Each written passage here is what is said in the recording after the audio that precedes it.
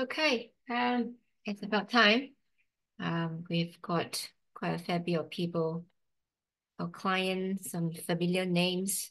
Thank you for joining us. Thank you for taking the time this evening to join me in this webinar. The purpose of this webinar is it's pretty much due to the rising inquiries coming from parents. The past couple of months have been pretty busy season for us. We've been taking a lot of calls and Zoom calls, meetings from Papa, Mama. There's a lot of parents. They are either planning early for the kids. The kids are still quite young, or they already have their children studying and working in the UK. But I think most of them are taking the pinch from paying rising rentals. So they think it makes a lot more sense if they own the property in the UK, and that can be for mid to long-term purpose. So without further ado, thank you for joining. I'm just going to repeat the title of the webinar today and read the benefits of early UK property investment for your child's success. Let's dive in.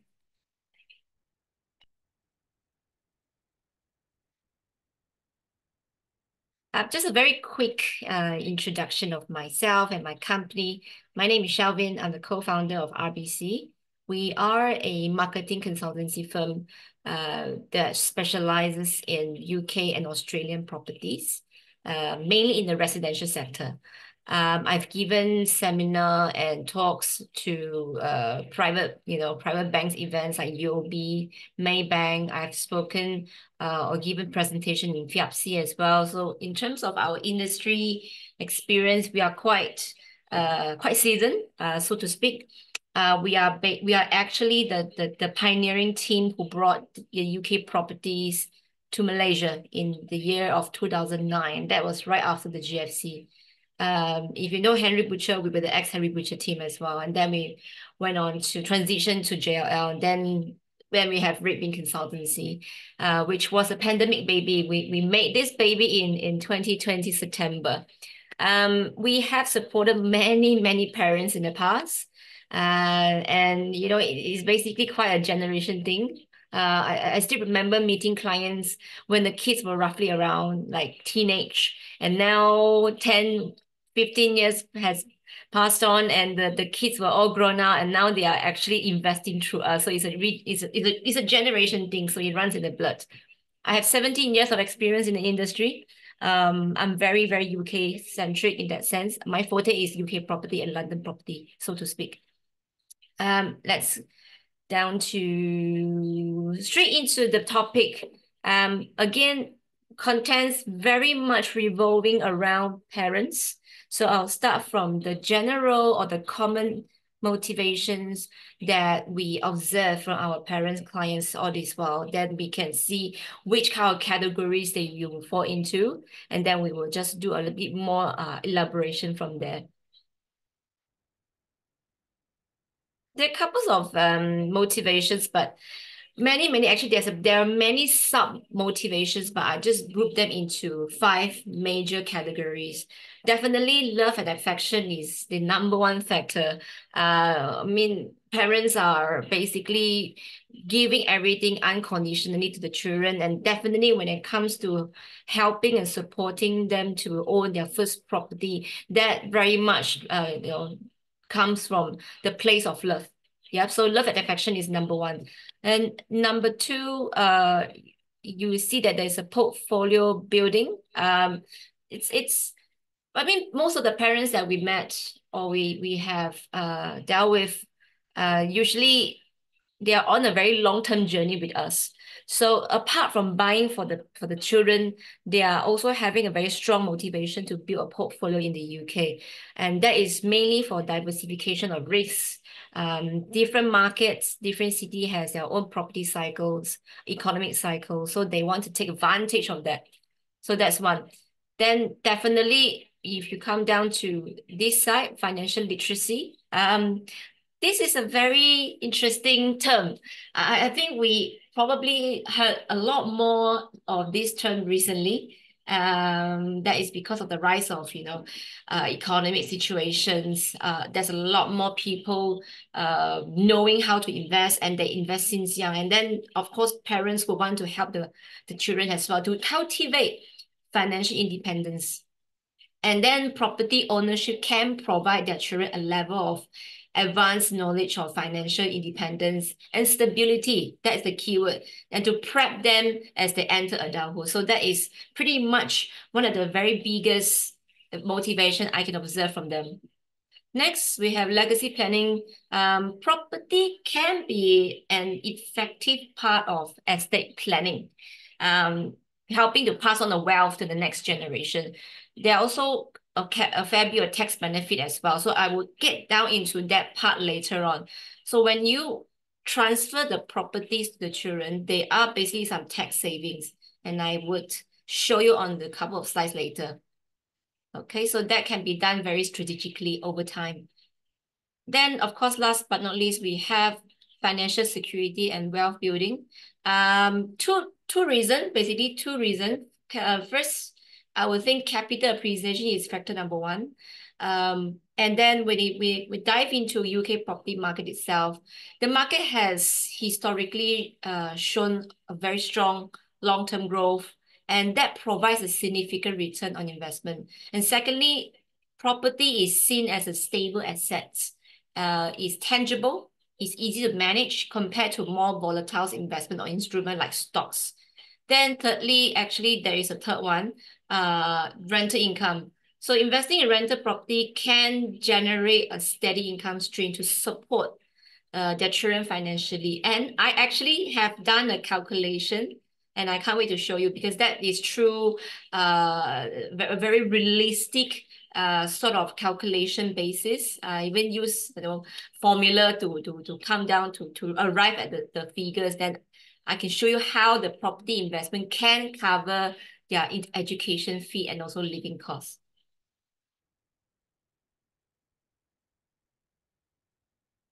So what are the benefits from buying for your children's future? Couple of benefits. Again, there are many sub-benefits, but I've grouped them into four. Number one, lower stamp duty rates. I would have a few different scenario placed later. Then you will understand on what ground, on what sort of circumstances where your children or yourself can be entitled to a lower stamp duty rates. Okay, then you have a second benefit being the inheritance tax. Yes, again, there will be a scenario play for you. Then I will explain further from there. Future housing needs. I think this is also a very common benefit, especially for the parents who are sending children starting from college year, and the children's have already expressed their intention to stay on after graduation. They want to build their career. They want to climb the corporate ladder in the UK. Then perhaps the property investment now can be their future housing needs. This sort of like providing them a safety net, help them to avoid financial strain of buying property on their own. And also, you can also avoid paying higher rental. So owning a property can save your children from the high cost of uncertainties of renting in the future. And if any one of you have children or you have heard stories from your friends, how critical it is to rent a property in London specifically.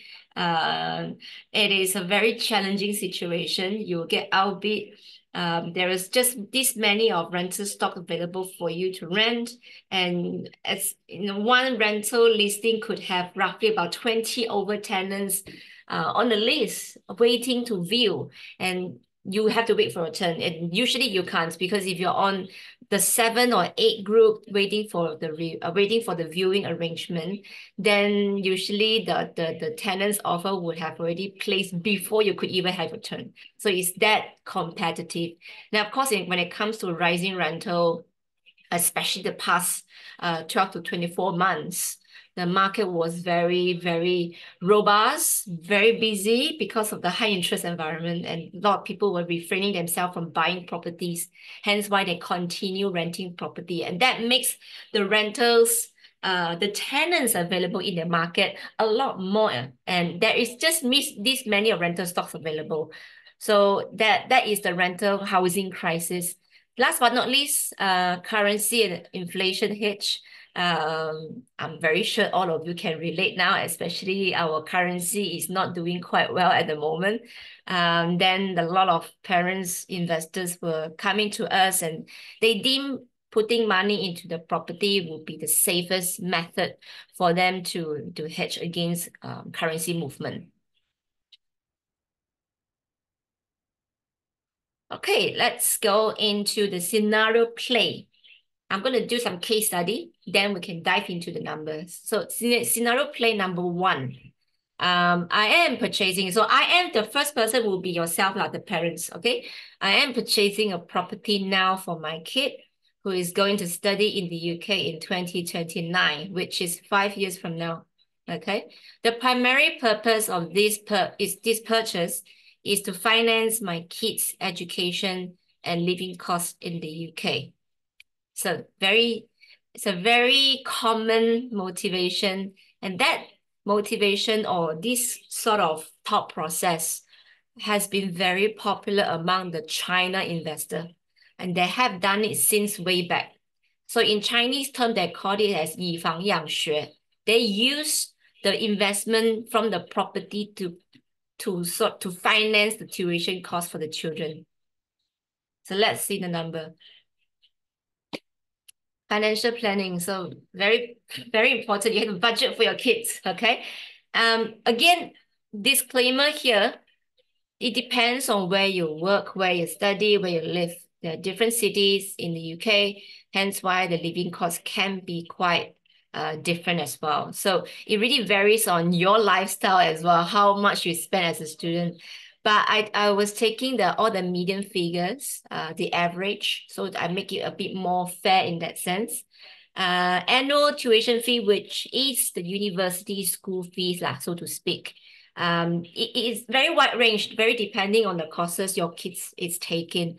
But I took around the average, £20,000 per year. Okay, then you have an annual living cost. And that can be from buying food lah, and then you spend a bit on your entertainment lah, your transportation, some utility costs as well. So in a year, you are spending roughly about 12,000. It can go up to 20,000. It really depends on how much your kid is spending, buying expensive clothes or branded stuff. That is a very different story lah, but I just take the most common scene play. Now, then it then arrive at the annual total cost at 32,000 per year.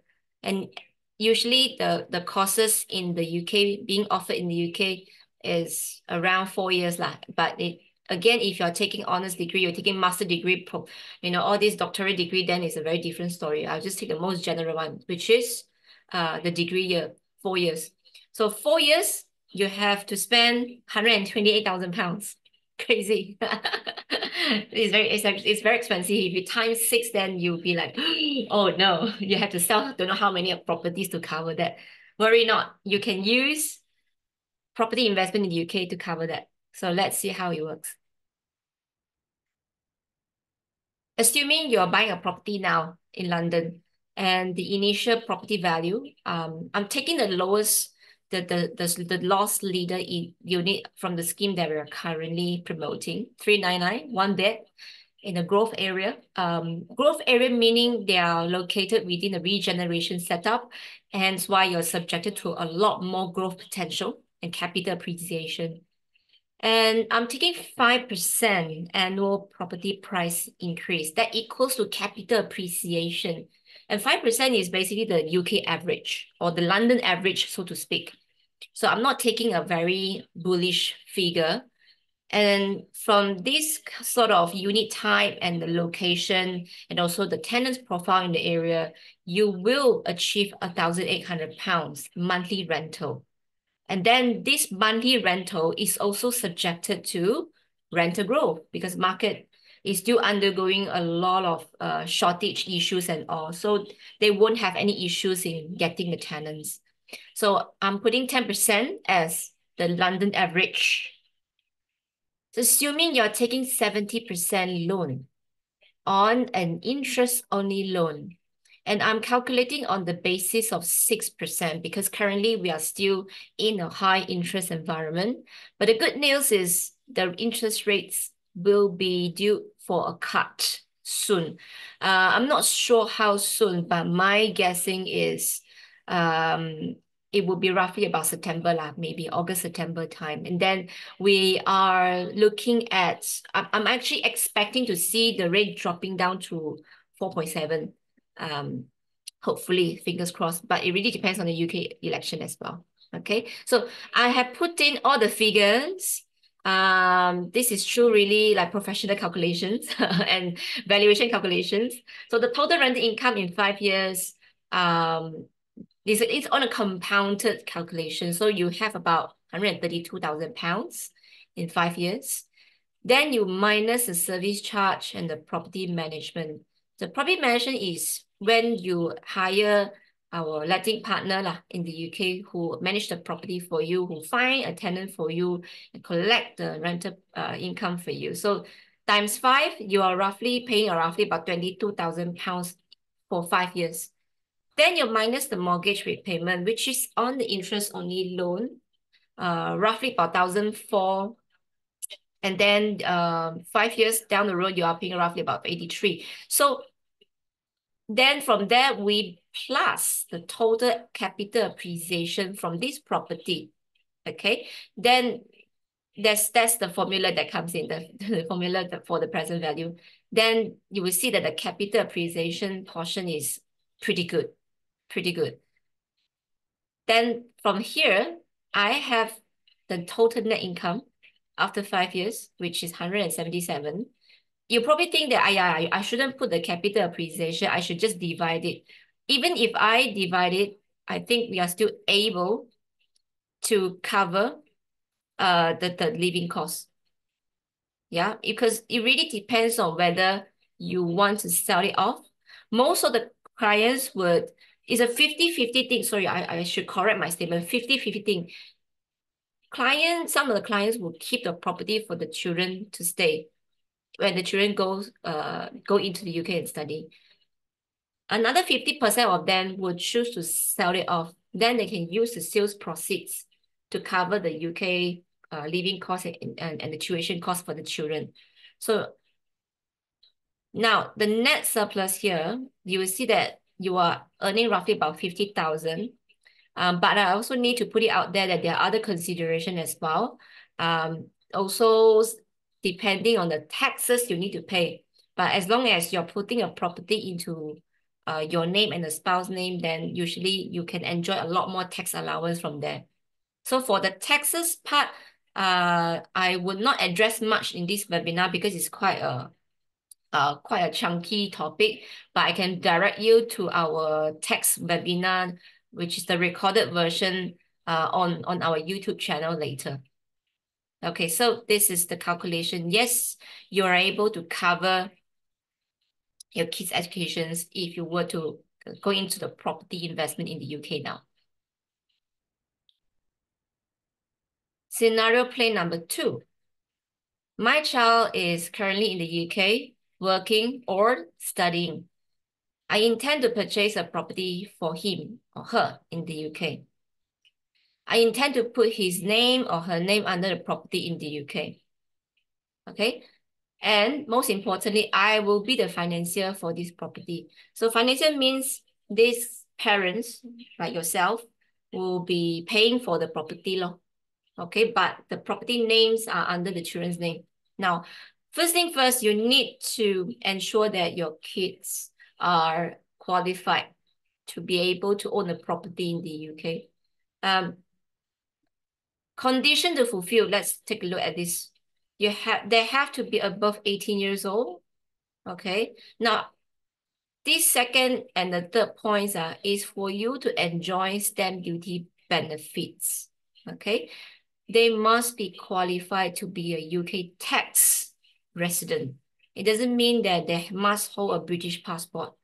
Tax resident means that if you stay in the country for continuously, at least for 183 days, and you would intend to stay longer to the rest of the year, then you pass the domicile test, and that you are qualified as a UK tax resident. Okay. Now, point number 3, if they are a first home buyer, meaning to say this property in the UK that you intend to purchase and you put their name under the property will be their first property worldwide or globally. And provided that they are going to live in this property as their main principal residence, then yes, you will be entitled to the next page, the stamp duty savings. Okay, first-time buyers in England, Northern Ireland are exempt from stamp duty on properties up to the first £425,000. Okay, if you buy a property at 450,000, okay, for instance, then the first £425,000 is tax-free. Okay, if you buy a property where it has a value below 425,000, even better, no tax.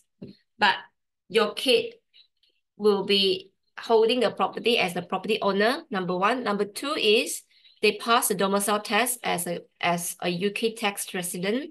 And number 3, they are going to live into the property as their main principal residence. That's how you can be qualified. Okay. Now, for properties costing between 42501, okay, above £425,000 all the way to 625, you will have to pay 5% on the portion that is above £425,000. Okay, not the full value. If the properties are over £500,000, then we will then fall back to the normal stamp duty rate. Okay, very straightforward. Okay, if you're paying, if you are following the standard stamp duty rates, then it really depends on whether the parents like yourself, if you are a foreigner like me, I don't live in the UK, so we are classified as a foreigner buyers, or you have more than one property worldwide. Okay, then you will be subjected to a few other taxes that I would say. I will explain in the next slide. So from the parents' point of view, okay, if you put the property under the children's name, provided they pass all the 3 conditions, okay, you're saving on 2% foreigner surcharge, okay? You're also saving on 3% additional property tax.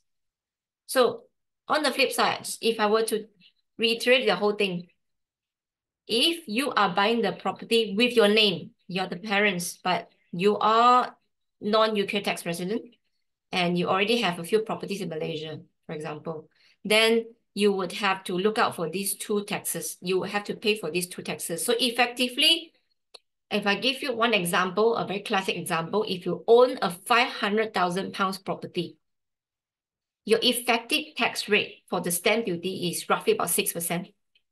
Okay. That includes the 2% foreigner surcharge and the 3% additional property tax. If you go higher, if the value goes higher to around 600, 700, 800, then of course the percentage will go higher as well. So you're looking around 7 to 8% effective rate. Scenario play 3.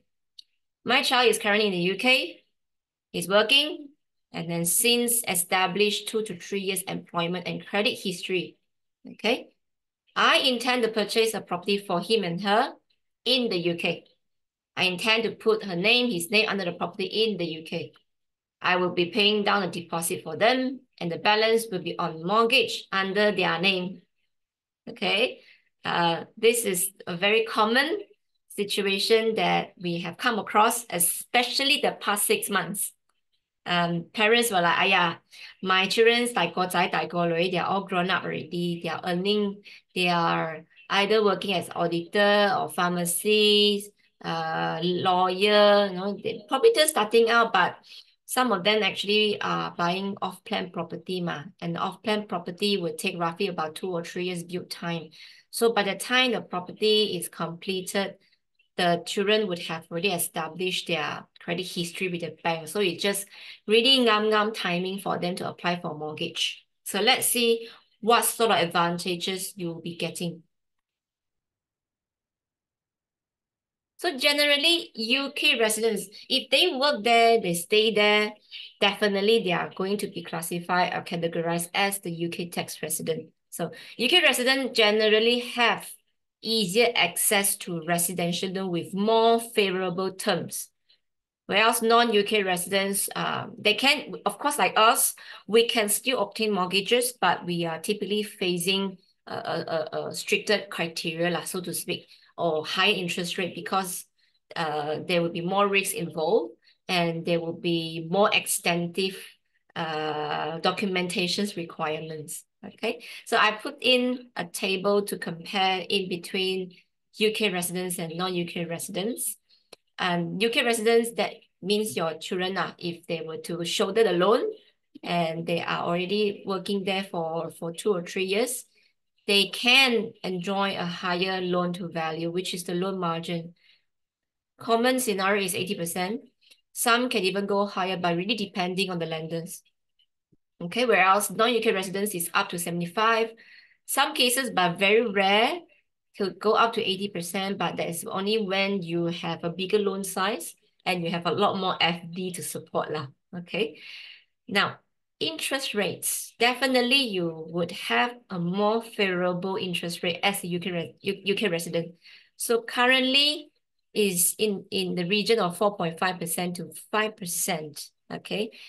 Regardless whether you're buying to let or buying to live. Okay. Non-UK residents will be roughly about 1% higher because of the risk involved about us being non-UK residents.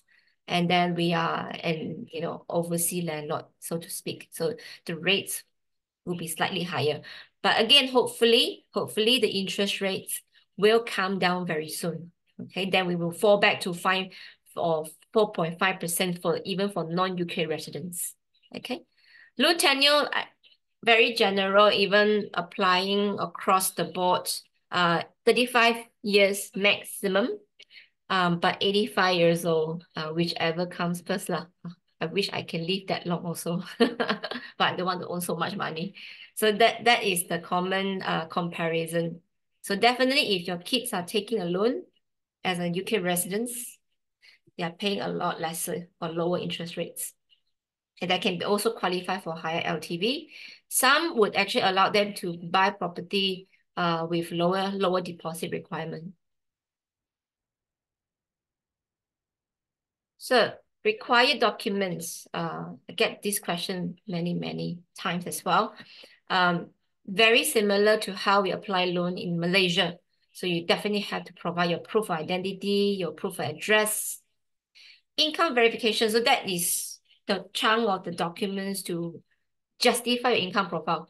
So your pay slips, employment contract, then your tax forms. Okay, you will be also subjected to a credit check. Okay, you being the children, if children are taking a loan.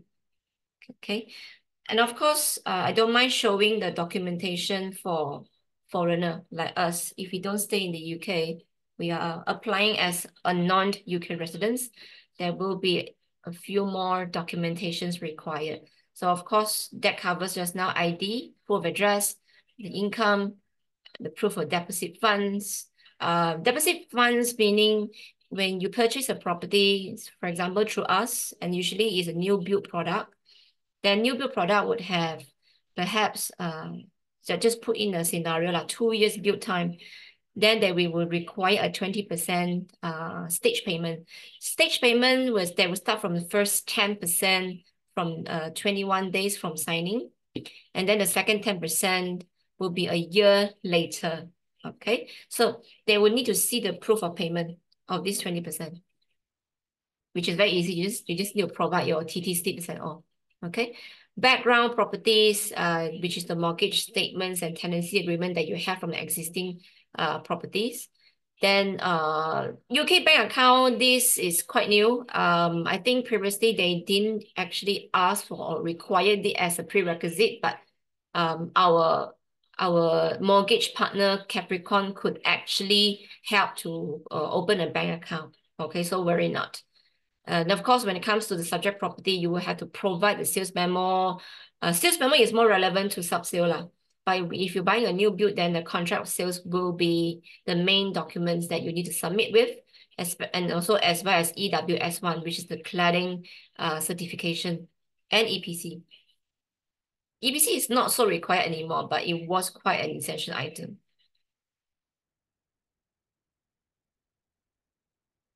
Application process, again, I'm not a qualified mortgage broker. I'm just taking the slide from my mortgage partner. Usually they will run a full assessment with you. It can be via a call. The good thing is we are not subjected to time zone difference. They are based in Singapore. There are different offices, but they have a Singapore office. So we are all speaking in the same time zone. And then they'll tell you what sort of documents they would need for them to do a pre-assessment. So you have two options. Option number one, you want to submit a proper application. Then, of course, the full set of documents have to be submitted. And if you want an approval in principle, then usually it's probably not the full chunk of documents, but you need to provide what is necessary. And the turnaround for them to give you an AIP, which is the approval in principle, is roughly about 48 hours, very fast. Okay. Now, after they give you the approval in principle, then they will ask you whether you want to move on to the proper or formal application. Then from there, you will submit more documents to further support your income profile. Then the bank will survey, they will do a lot of justification. The good thing about buying to let property in the UK is that they will use the rental that possibly be generated after completion as a way, as the first criteria to determine how much you can borrow. Okay. And usually, I mean, knowing the market strength in the UK, it's easy to find tenants, and it's also with a very good rental profitability as well. So the banks are very comfortable with just going on the basis of calculating a rental without seeing your income profile first. And usually, from my experience, if they don't take your income profile into consideration, but just based on rental, they are usually giving out a roughly about 60% loan. Okay. And if you want to increase the loan to value to 70% or to 74, 75, then you further support with your income profile. Okay. Then from there, they will consider to increase the loan to value. Okay. Then from there, the mortgage offer will follow.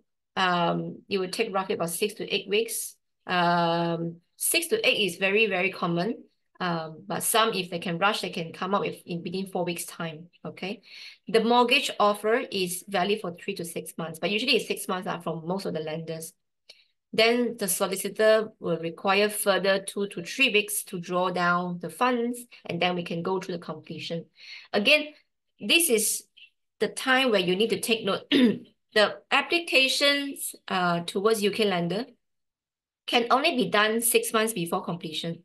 Okay, it's a bit different from Malaysian, where we would usually buy something off plan and something or is still under construction, and then you would ask to submit your mortgage application even before you sign a contract. Okay, this is when the developers would need assurance that my buyers have money to finance the property. Whereas in the UK, it's different culture and different practice, market practice. They will still sell, and they cannot use your money or your stage deposit to cash flow their development. Then that's why when it comes to mortgage applications, they will only look at the applications when the property is close to completion. Okay, so that's how it works. Scenario play 4. I'm purchasing a property in the UK as my main residence. This is more relevant to clients who are going to migrate or they already have residence status in the UK, and they are buying a new home for them to stay. Now, general or common situation is where the client will put their name and also the spouse name under the property lah. Okay. Any tax benefits when it comes to these circumstances? Yes, actually, yes. When you pass on the property to your kids, you are going to enjoy inheritance tax benefit. For those who are familiar with UK property tax, inheritance tax can be a stigma because the tax rate is 40%. But we should look at how you hold the property as whether you as a solo owner or as a joint owners. Because if you're holding property with your spouse, that means you can have more tax allowance. And let me show you how it works. Passing on your home can boost your allowance to 500,000 pounds. Okay. In normal cases, okay, if you're just passing a property which is not your main principal place, not the house that you live in, you could only have 325,000 pounds allowance per person, which means the property value, the first 325,000 pounds of the property value will be tax-free. The rest will be subjected to inheritance tax. But if the property that you're passing on to the children is your home, is the place that you live as your main residence, then you have a further 175,000 pounds as your tax allowance. Okay, then the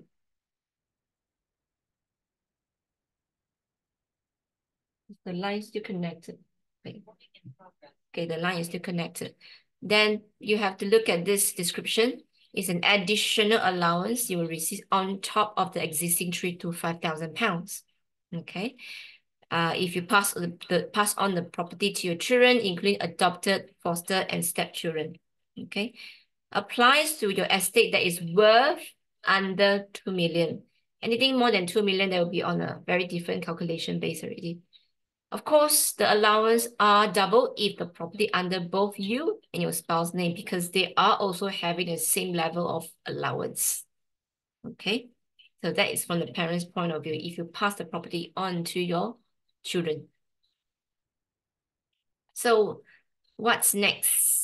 A few considerations. Once you are you're fed with all the information in terms of how you can save on stamp duty or how your kids can enjoy a more favorable interest rates from the mortgage point of view, then you have to set your objectives and goals. Whether you are planning for portfolio building or legacy planning, or you're just wanting to buy a property for your kids as a gift, okay, love and affection. And then from there, you will decide, okay, what sort of property type, how do you want to hold it? You want to buy to own or buy to let? Okay, whether in an established area with proven track record, it can be anywhere prestigious, prime neighborhood, or you would want to put your money into a growth area that is subjected to regeneration effect. Okay, this will also determine your exit strategy, because the children's stage of life will vary, especially when they're still young. When they are 20 years old, they can tell you, oh, Ma, I think that I want to work in London, okay? And then I want to stay in ABC place, for example. But once they hit 24 or 25, then it's a different story. They probably want to stay even further because they want to enjoy a different lifestyle. They probably want to stay in place EFG. You never know. So it really depends on their stage of life, and they will always change their priorities as they not to age but as they mature over time. So the choice of the property has to be resilient to changes. Okay. Now, I'm going to introduce a scheme that has got substantial growth potential. Is actually one of our champion developments, and it's one of the biggest regeneration schemes in London. It's called the Green Quarter, and it's built by Barclay. Barclay is a very reputable developer in the UK. We have worked with them since 2009. Okay, so I'm going to walk you through a checklist of ingredients that make this place so attractive to live and invest. So there are basically five key themes. Okay, so we're gonna start with regeneration. So it has got the 15.5 million investment into the South Hall area. That is the neighborhood, and 9,000 new homes. So I'm just gonna start with a bit of a background. It's one of the surest way, I mean, in terms of regeneration, to guarantee a value growth in housing markets. So when the whole area is being uplifted by capital investment, that might be from the public, often from public sources, from government, and then the private money will follow. This might include new homes, new town center, new school, new nursery, new business center, new amenity space, and also transport infrastructures. Okay, that's exactly what happened to the Green Quarter. So what the planners, the urban planner or the city planners will call material change in an area. So when you have material change, when you go back to a place that feels very different, and different than when we used to associate that very strongly with value growth, it is a long process. So it can happen over many years, maybe decades, but there are many examples across London that you might be familiar with. So I actually put up some examples of all the past Barclay schemes that are under regeneration category. Okay, so you will see that Beaufort Park, Caybrook Village, Royal Arsenal, they have done the research by this very renowned research team called Data Loft. They just go through the track record lah. So you will see that for Beaufort Park, also our past project, they have gone up 68% in terms of capital uplift for the past 10 years, in 10 years' time. The same goes to Caybrook Village. Used to be council housing estate, used to look very horrid. And I was there for the first time. That was before they built the first block. I also had the shock of my life, but look at them now. They are now one of the biggest award-winning schemes in the UK. So 76% capital uplift. The same goes to Royal Arsenal, also by far one of my favorite as well. Used to be an arsenal for the UK government, and that's why they name it as a Royal Arsenal Riverside. Within a very used to be dodgy area, but now again it's a very transformative effort. Everyone was wanting to buy a home in Royal Arsenal because of the lifestyle and the profile of the people who are all the cool kids are staying there. So this is the proven track record coming from Barclay itself when it comes to regeneration. Okay, now this will be the annual sales growth. This is 4% for Greater London. When it comes to regeneration, there is usually an extra 3% capital uplift in comparison with general or London average. Okay, and then when it comes to Barclay scheme, there's usually a bit another premium when it comes to sales growth, another 2.2%. So it's 9.2% in total. Okay, so that's something that I would like to highlight. So we consistently see a 3% and another 2% uplift from any other regular London properties. Okay. Now, ingredient number 2. Hold on. This. Okay. Rents on the rise, an attractive investment.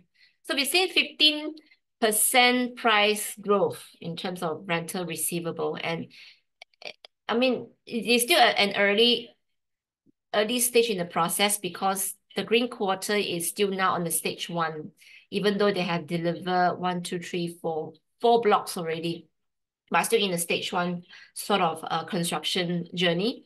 So what are the trends are we looking at? We are looking at those long-term price growth trends and regeneration. Then we are looking at most of what the local market conditions. So I'm quite sure you're aware that which I think you don't need me to tell you, but about the two pressures in the rental market. And that's what they are doing to rental value. So we are looking at it in a slightly different way here. We will look at the average distance that renters are moving into Green Quarter, into this scheme. So it's providing that we are starting to see the real shot of center of gravity, like real attraction into this area. People are prepared to move long distance. And this is all about the connectivity story, which I will come into. Again, this is the rental receivable for studio 2005, 2008 for 1 bed, 2 bedroom, 2004 and 3 bed, almost 3,000. Now it's already hitting 3,000. I would like to also share my story. I've got a few completion in the Green Quarter from the earlier phase. And I still remember speaking to this client in January, just completed a 2 bedroom. And then at first he was still a bit worried about, the difficult or whether there would be challenges to get a client, to get tenants in during winter period. Okay, it was January, very cold. Once he completed, then even prior to that, I was already connecting him to my letting partner in the UK. They have a chat, and my letting partner say, you know what, I'm gonna have it rented out in 2 weeks' time.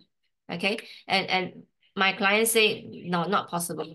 Because in Malaysia, we waited for 2 months or 3 months. Okay. And then my partner say, leave it with me. And then once he got a key, he was already actively promoting on the portal. And the next thing we knew, 2 days after, we got a tenant. It's as fast as that. So that's I think another surprising part or the cherry on top is that the asking rental was, I think it was, if I'm not wrong, it was 2,001, but the tenants was willing to up 100 pounds, so it's 2,002 per month. Okay, so that is the success story that we have from the Green Quarter. And so in terms of void period, it's very, very small. And people tend to stay longer in the Green Quarter because of the lifestyle and the connectivity, which I will come into. Unrivaled connectivity. So I think the story here that I really want to tell you all is that the biggest selling point about this area is the connectivity and the arrival of the Elizabeth line. And it's utterly transformative for anywhere along the Elizabeth line, especially like Southall, there are no exception. So it goes, the train, it just goes by the flash. I still remember taking Crossrail from Heathrow Airport. And I wanted to get to Bond Street, and within like 20 to 25 minutes, I was at Bond Street Station. If I were to take the conventional Piccadilly line to get to central London, I would think it would take roughly about an hour. Okay, so they not only they cut the journey time by half, it can potentially cut the journey by even more than that, by 40 minutes. Okay, so one good thing about this train is that it's very airy, it's spacious, great journey, you will enjoy it. You can be in Paddington from Southall within 15 minutes. Okay, if you look at the journey time here. 30 minutes from Southall Station to Paddington. Then you have Bond Street 17. You have Canary Wharf as well. Half an hour from the east. From the west to the east, usually would take easily an hour. With Crossrail, half. Okay. I mean, it's really quite phenomenal, isn't it? So you will see that how that has transformed the landscape of rental market. You will see that people don't mind staying a little bit outside of London, central London, as long as they are closer to Elizabeth line. And you also will see that Heathrow is only 10 minutes away. Two stops on the Elizabeth line is really quite easy. And I think it's been always a big part of London's story. And I think just some stat that you can access, like, from the Heathrow Airport, there are 85 countries that can fly direct from Heathrow Airport. And again, if you just imagine you're only 2 stops away from Heathrow, and you could actually fly to 28 of the world top 29 cities as ranked as GDP in terms of GDP, can be all accessed by direct flight, and you're only 2 stops away when you stay here. I think it's pretty phenomenal. And you also to understand that there is a big size of employment in the Heathrow Airport itself. They are hiring around 76,000 people. So that translates to a lot more demand in the local economy and for housing. Both career opportunities, which is very tied to what we just discussed. We look at employment, people who would be renting here, what sectors are they employed in.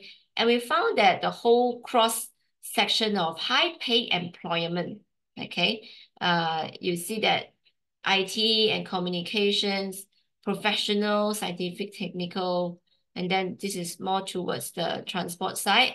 Um, I would want to highlight that most of the high paid sectors will be the tech media, fintech, insurance, professional services, and concentrations of workplace destinations. So Canary Wharf or even like Farringdon as well, they are all on the doorstep through Elizabeth Line. And not forgetting there is a Stockley Park very close by as well. So Stockley Park has a lot of renowned MNC as well. And I would like to highlight that 31% of all London professional and scientific or technical jobs that basically can be accessed within 45 minutes commute from the Southall station. So pretty much they get a very large pool of tenant pool. And then of course, it comes to 40% jobs in transport, nearly 40% or between 37 all the tech employment. So these are all data, but you will understand that with the help of Elizabeth Line, you know that you are surrounded by knowledge-based economy. And these are the people who would want to rent in the Green Quarter. And then of course, not forgetting all the names that we can see from this side. We have the likes of Google, Facebook, KLM, Deloitte. Even for Stockley Park, there's a lot of Amazon, Microsoft, Goldman Sachs is around the area as well.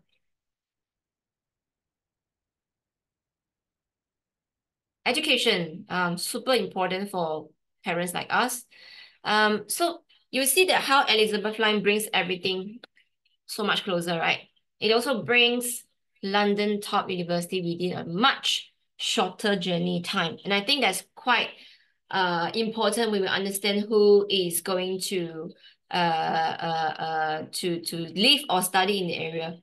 Okay. And London has 3 outstanding global rank universities. I would like to highlight UCL, and then you have LSE, and then Imperial College. Okay, they are all accessible within between 30 to 40 minutes along Elizabeth Line. And there are around 80,000 students in those 3 universities alone. And more than half of them are from the overseas. Okay, and we know that overseas students are often quite highly affluent because the parents would pay for the education, they will pay for the accommodation as well. And usually they will require big accommodation budgets. They are willing to pay 6 months or a year upfront in rental. So again, really important part of what we expect to see to be in terms of target market or the demand for properties in this location. And by the way, Imperial College is also building they are already having a new college or campus in the West London, which is quite close to White City. And that is even closer to Southall side. Okay. I just want to focus on these 3 because they are enormous, they are growing, and they are very, very flourishing in institution. So that all ties to this connectivity story of access to employment, access to housing demand, access to amenities, and access to universities. So we are exhibiting this property on the 22nd and 23rd June. And you will see that, this time we are doing it in a different hotel. We have a lot of customers asking us to move our events to PJ, so it's easy for them to travel. The KL traffic is horrendous, so they would prefer a PJ address. So here we are. We are going to be in One World Hotel on the 22nd and 23rd, which is next weekend, not the coming weekend. And we'll be on level 2M, Iris and Hibiscus room. So my number is down here. You can quickly take a picture and then come to me, reach out to me if you prefer a private first-time buyer consultation or you need a one-on-one consultation in the room. Let me know. This event is by appointment. We are also having the developers joining us in the room as well. He will be able to explain to you in terms of regen, in terms of how they apply planning permission, how they transform the area into a brand new benchmark address, all sort of stories. So and also if you want to ask for more discount, please do come and meet him as well. Okay, I'm not going to finish here. I still have some pre-submitted questions to address to. And of course, if you have any questions, you can drop in the Q&A box at the button there, down there. Then I'll get to it after. Okay, so these are the pre-submitted questions from some of the clients who sign up for the Zoom. Number one, all the necessary preparation of buying UK property during and after or long-term payment, etc. that I should know. So I have prepared a page that shows the buying procedures. Definitely consultation with us is to help us to identify your investment needs, budget, strategy, and the area. And then once the match is found, we'll guide you through the entire reservation process and the payment, and of course, the booking fee as well. Okay, that leads to step number 3. We will recommend you to an established solicitor, and from there we'll arrange a prelim legal meeting, especially for first-time buyers who have not done this before. Then we'll follow up a contract explanation call. Once the contract is signed and the first deposit payment is true, then the contract is successfully legally binding. We call it as exchange in the UK. Step number 4, we will provide construction updates and progress. We will usually go to UK once or twice a year, and that's when we will do a lot of updates. We will do videos, we'll do photos, we'll do a construction progress report to our clients, and then we send it over to the buyers. Even developers, on the other hand, will also provide construction progress to all buyers in a newsletter email. Okay.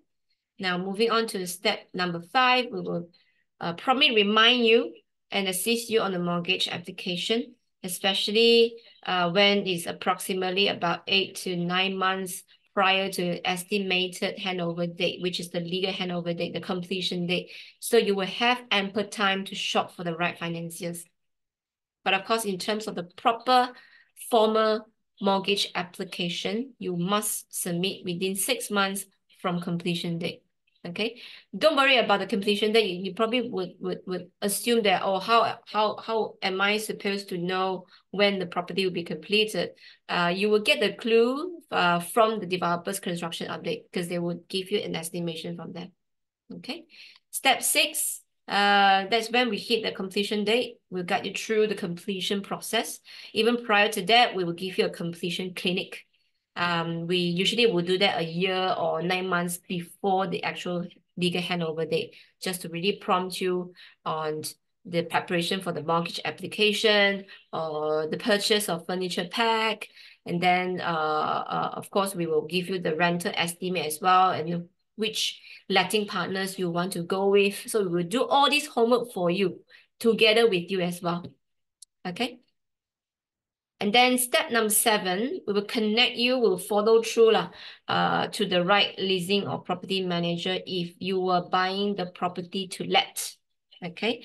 And as well as the furniture company post-completion, to ensure that your unit is in the perfect move-in and the rentable condition. That helps you to secure a tenant in a timely manner, and also to reduce the void period. And even for a fully furnished unit will allow you to command a better rental as well.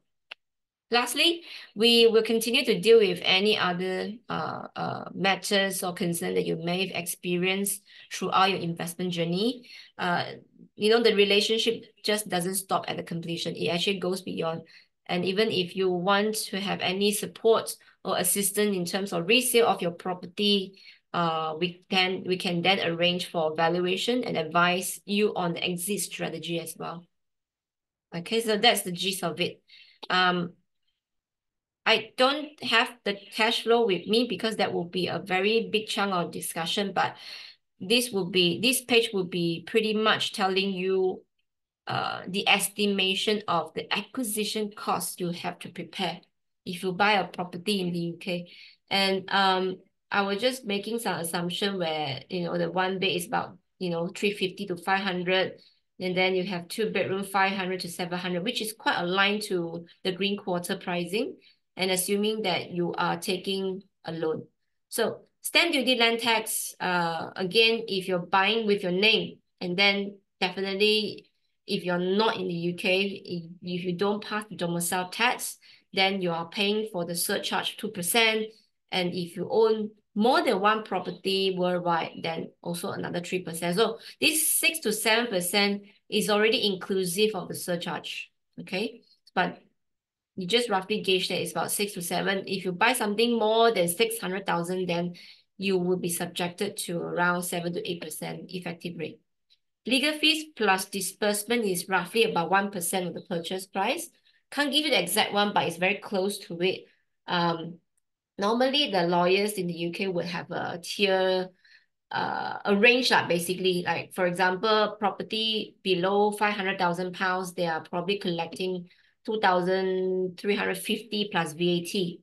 And then anything beyond that is 2,070.50 plus VAT. So it really depends on the law firm. But if I just to put disbursement into the scenario, then definitely all in is roughly about 1% of the purchase price. Then of course, if you are applying mortgage through a UK lender, and when you want to apply as a foreigner, you must go through a mortgage broker, because you don't have any existing banking relationship with any banks in the UK. So only broker can help connect you to the right financier. But for that, there will be some broker fee on the success basis. And I have put in the range of 8.5 to 2%. It really depends on the property value and the loan to value. Okay. Furniture cost is optional, but most of the cases, client will require that if they are buying to let. It's easier for them to get a tenant. And then, like I mentioned, it's also easier for them to command a better rental rate as well. So you're looking at about 1 to 1.5, depending on how luxurious you want to furnish it. But usually it's about 1%, 1%. That is inclusive of sofa, bed, chair, curtains, bedside lamps and tables, coffee table and all that. So just the removable one, because usually the standard inclusions in the UK would have already included the kitchen cabinets, the lights, fridge and freezer, washer and dryer, appliances are all in already. So it's a very, very easy and straightforward solution. Okay, now going back to the question here. Okay, wait, yeah, big hang. Okay. So financing criteria options, I think I have gone through that, but I think I haven't covered the part where Malaysian banks are also doing the lending. They are also borrowing. Maybank and CIMB Bank are also financing London properties and Manchester. Manchester, only Maybank is doing that. CIMB is only lending to properties in London. And currently, these two banks are lending for properties between Zone 1 to 3. But the good news is Maybank is now considering exploring Zone 4 and beyond it's sort of extending the loan criteria, the loan area into Zone 4, because we have a lot of clients now moving out. They want to diversify. They have already owned something in Zone 1 and Zone 2, and they want something in 4 and 5 just to, have that advantage of diversification. And of course, realistically, some of the clients are also being priced out. I mean, the Zone 1 and Zone 2 prime areas are getting a lot more expensive. And Zone 3, Zone 4, Zone 5, somehow would have a better growth potential, because that's where the mass market is. Okay. Then in terms of Maybank, another question is, hang on. The Malaysian bank lending in GBP, both. Actually, they are doing dual currency. So you have the options of GBP and MYR loan. So GBP loan, it really depends on whether you are getting from Maybank Malaysia or Maybank London, but both also expensive lah. Most of the clients would go through Maybank Malaysia and get Malaysian ringgit loan, because currently our Malaysian ringgit loan is more reasonable than the UK rates. They are charging roughly about 4.95 to 5.2%. Or else if you get a conventional UK loan through Maybank London, for example, they are charging around 8%, if I'm not wrong. It was a bit higher last time. Okay, I hope that I answered the questions for the loan. Maybank is also financing properties in Manchester. Are there any banks in Malaysian lending or properties in Birmingham? No. Currently it's just Manchester and London. I don't think they are looking at Birmingham at the moment. Okay. If you look at the questions, how can my kid become a UK resident? I hope this question can be a bit more specific, whether you are talking about getting a permanent residency status or just a tax resident. If you are referring to tax residents, then as long as they pass the domicile test, they stay in the country for 183 days continuously, then yes, they are qualified as a UK tax resident.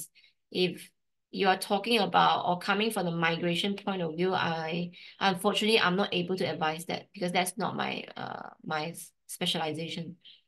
Okay. Taxation and cost as foreign purchaser.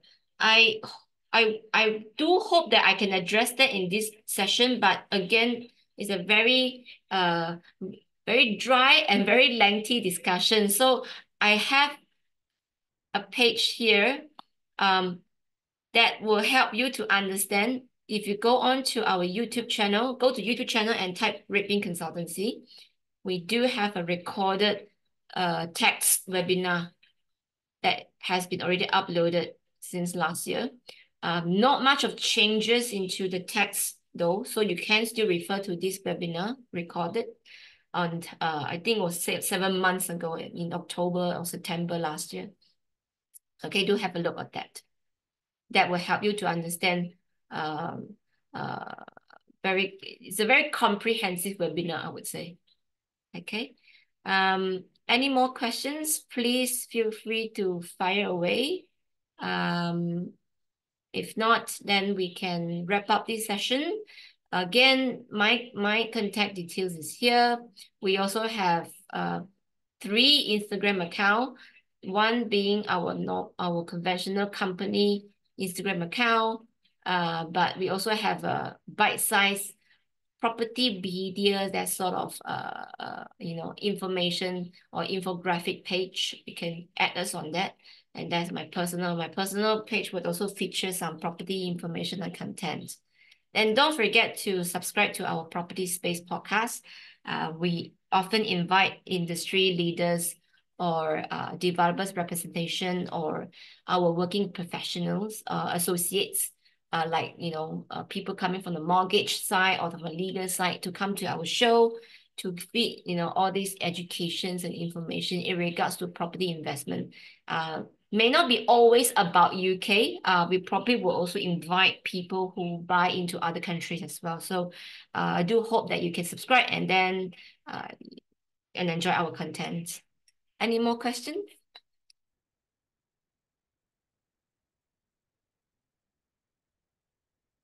I suppose no question is good sign. Hope I addressed everything. Oh, good. Oh, thank you. Thank you very much.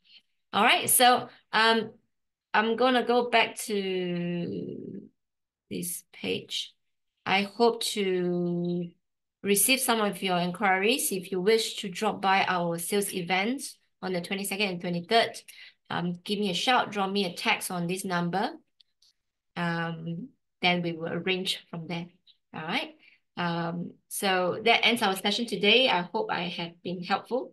And any question, drop me a text as well, or you can drop me an email. We have a follow-up email later on after the Zoom call. Then we can take it from there. All right. So thank you very much and enjoy the rest of the evening. Bye-bye. Thank you, Sion.